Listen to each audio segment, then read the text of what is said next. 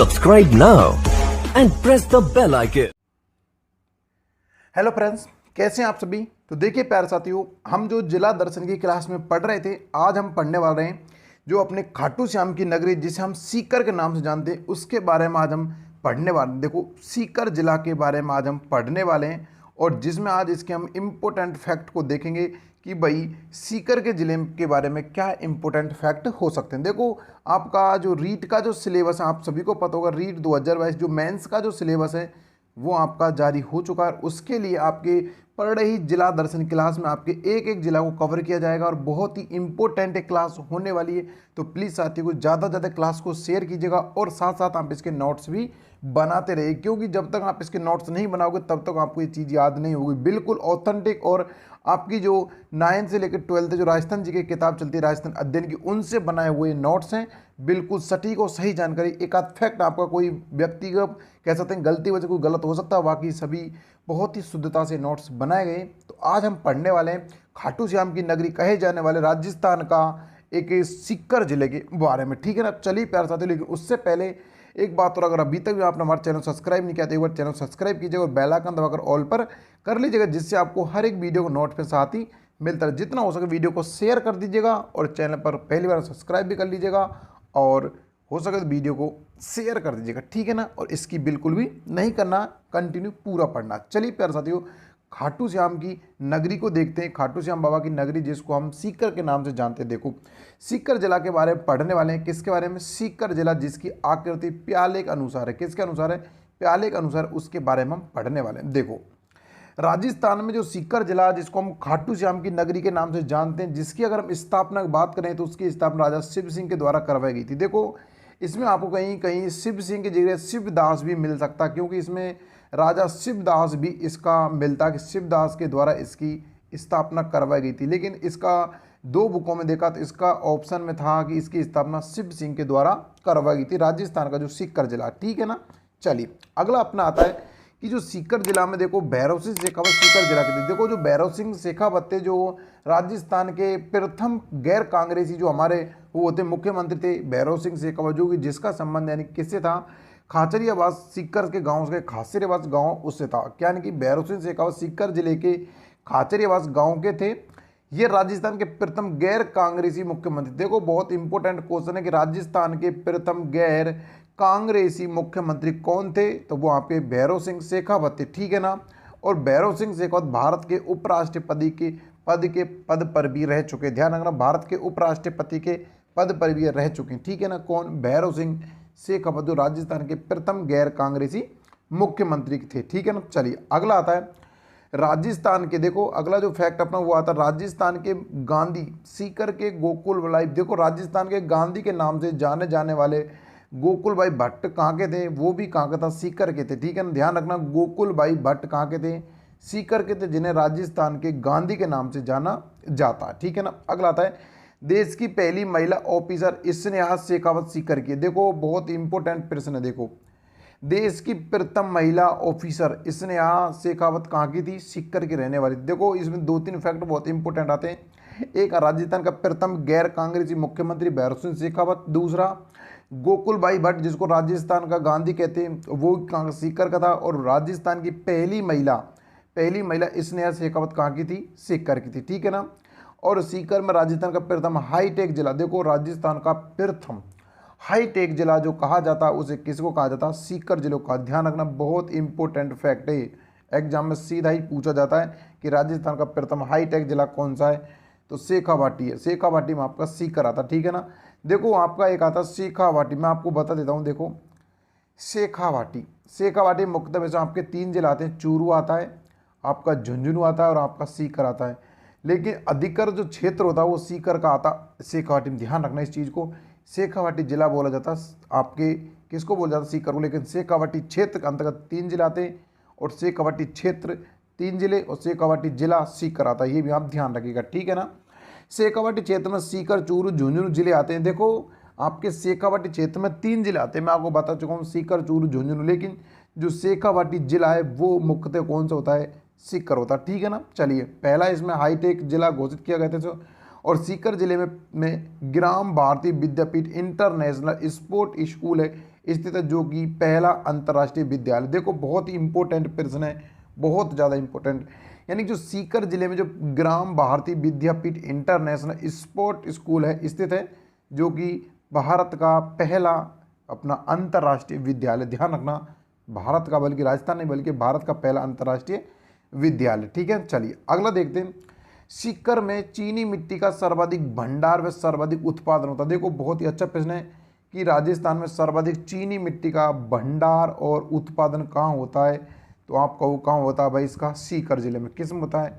सीकर जिले में, खाटू श्याम की नगरी सीकर जिले में। ठीक है ना, चलिए अगला आता है। देश में सर्वाधिक पायराइट्स का उत्पादन भी सीकर में होता है। देखो अगर हम देखें इसमें खनिजों की बात, तो पायराइट सर्वाधिक सीकर में होता है, और अगर हम देखें चीनी मिट्टी और आपका इसका भंडार सर्वाधिक कहाँ है, आपके सीकर में। पायराइट्स, चीनी की मिट्टी और पायराइट्स के सर्वाधिक भंडार कहाँ पर है, आपके सीकर जिले में। ठीक है ना, अगला आता है।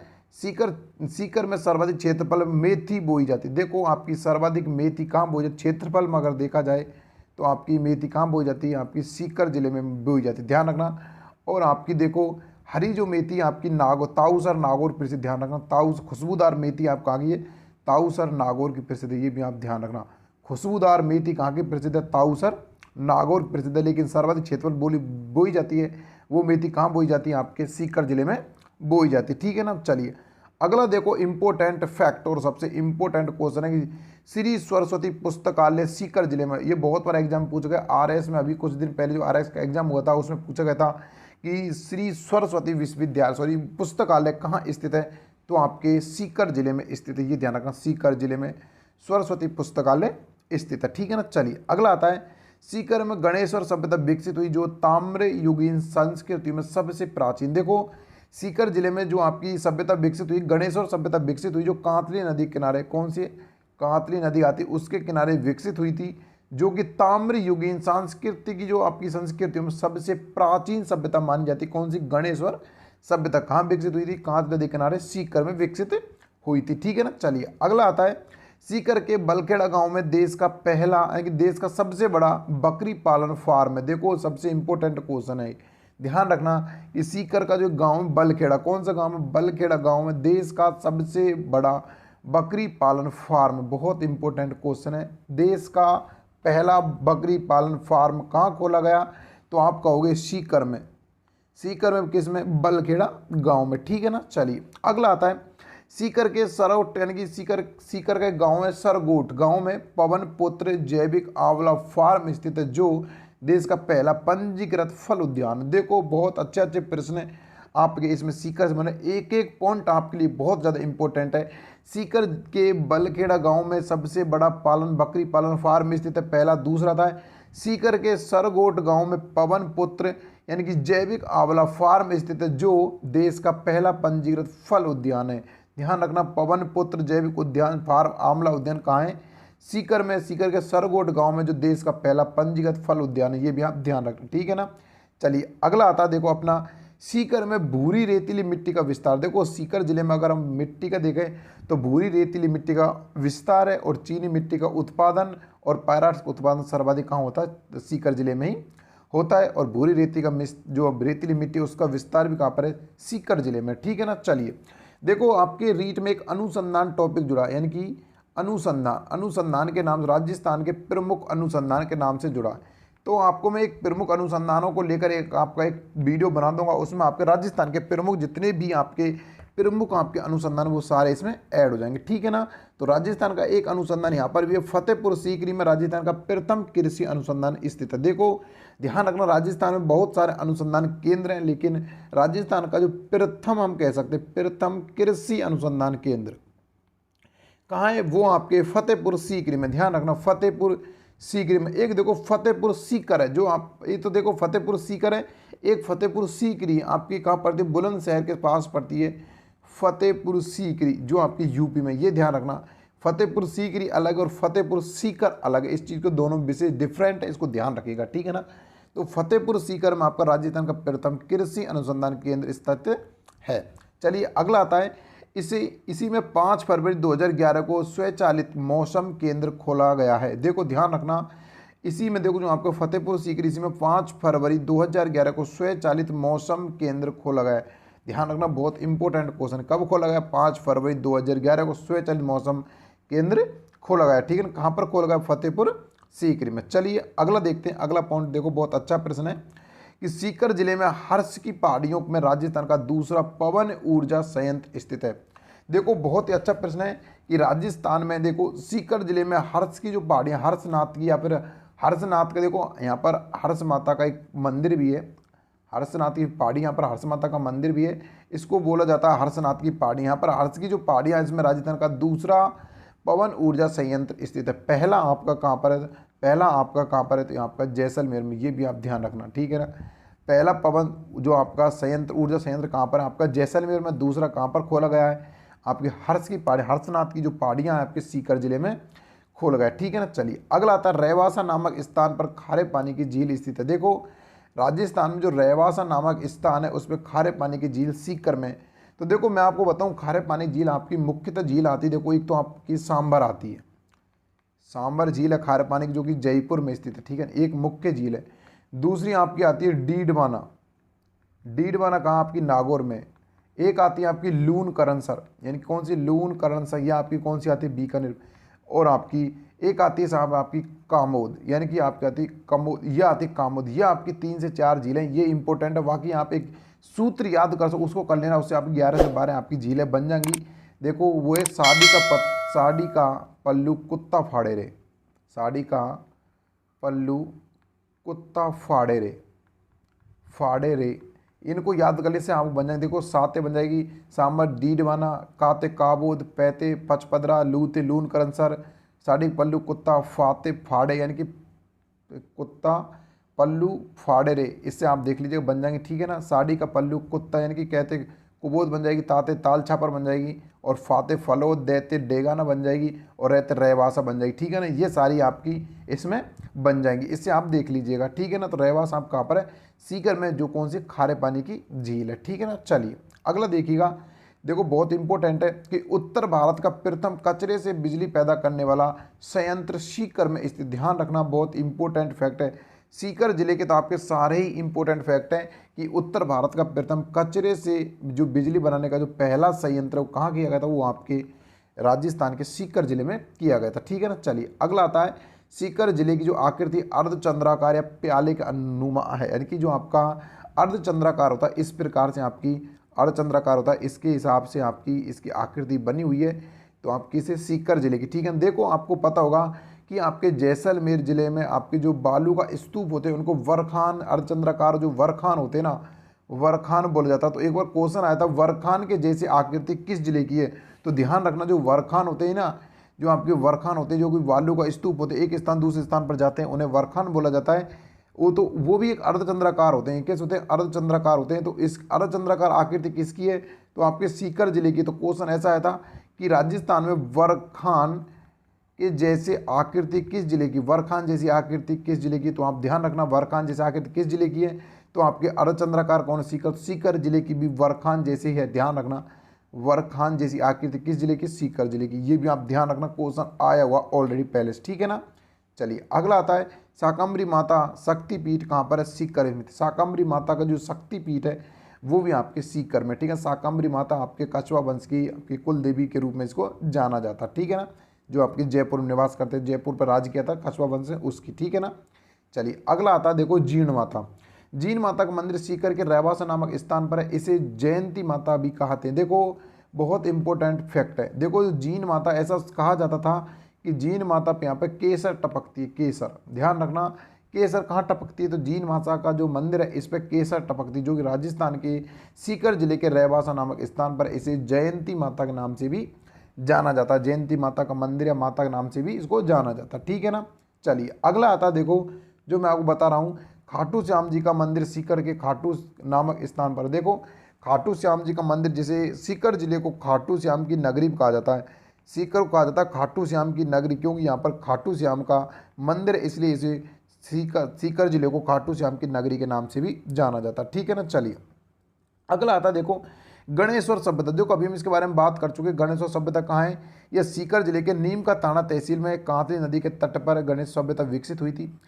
ध्यान रखना, बहुत इंपॉर्टेंट फैक्ट है ये। क्वेश्चन आपके रीट में जुड़ा हुआ है, सभ्यताएं जुड़ी हैं उसमें, इंपॉर्टेंट सभ्यता के रूप में इसको जाना जाता है। देखो गणेश्वर सभ्यता नीम का थाना सीकर, यानी कि नीम का थाना जो सीकर में उस जिले में थी, यानी कि नीम का थाना सीकर जो तहसील उसमें विकसित हुई थी कांतली नदी के किनारे, ठीक है ना। कौन सभ्यता? गणेश्वर सभ्यता।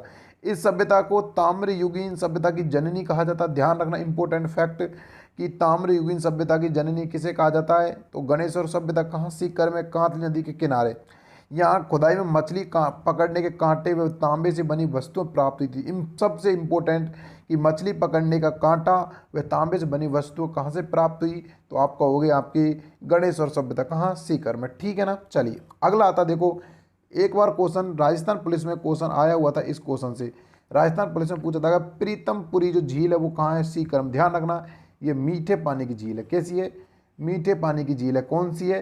प्रीतमपुरी झील, मीठे पानी की झील जो कहाँ है? सीकर में। और ध्यान रखना ये क्वेश्चन आपका आया हुआ क्वेश्चन है राजस्थान पुलिस में। राजस्थान पुलिस में आपका क्वेश्चन आया हुआ, ध्यान रखना राजस्थान पुलिस का क्वेश्चन फेवरेट क्वेश्चन पूछा गया था कि प्रीतमपुरी झील कहाँ स्थित है? सीकर जिले में, जो कि कैसे झील है? मीठे पानी की झील है, ठीक है ना। चलिए अगला आता है, सीकर के रहवासा नामक स्थान पर राज्य का एकमात्र सप्त गो माता मंदिर स्थित है। ध्यान रखना सप्त गो माता मंदिर कहाँ है? सीकर जिले में। राज्य का एकमात्र मंदिर, ध्यान रखना राज्य का एकमात्र मंदिर सप्त गो माता मंदिर कहाँ है? वो आपका रहवासा सीकर में, ठीक है ना। कहाँ पर है? रहवासा सीकर में, ठीक है ना। चलिए अगला आता है, सीकर के फतेहपुर दुर्ग व लक्ष्मणगढ़ दुर्ग स्थित है। यानी कि देखो सीकर में, देखो ये भी क्वेश्चन आपका राजस्थान पुलिस में पूछ लिया गया आपसे कि लक्ष्मणगढ़ का दुर्ग कहाँ स्थित है? तो सीकर जिले में। तो आपके फतेहपुर दुर्ग और आपका लक्ष्मणगढ़ का दुर्ग कहाँ पर है? आपके ये आपके पड़ते हैं सीकर जिले में, ठीक है ना। चलिए अगला आता है, शेखावाटी क्षेत्र में हृदय स्थली रघुनाथगढ़ की चोटी। ध्यान रखना रघुनाथगढ़ की चोटी कहाँ पर? जिसकी 1055 किलोमीटर, सॉरी 1055 मीटर जिसकी ऊंचाई है।